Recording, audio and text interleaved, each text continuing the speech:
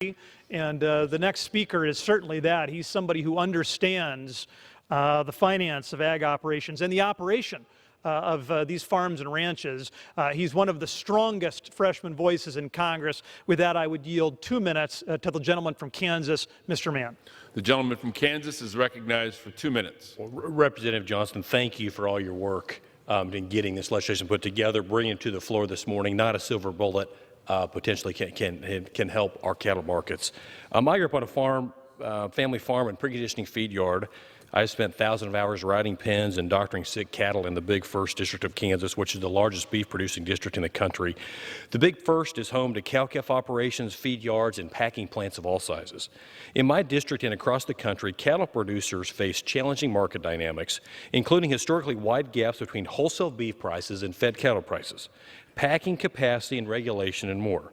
I've talked to hundreds of cattle producers in Kansas, ranging from small cow-calf operations to some of the country's largest feed yards, and overwhelmingly, I've heard that we need to increase price discovery in the cash market, make sure that producers benefit when they provide a superior product, refuse to let the government interfere in the free market, and acknowledge there are regional differences in the industry. The Cattle Contract Library Act is a simple step towards addressing some of today's concerns with more fairness, transparency, and a healthy competition in the cattle market. I'm committing to working with Representative Johnson, my colleagues in the House, and others across Kansas and the country in addressing any concerns with the program and the cattle market before reauthorization of the program at this time next year.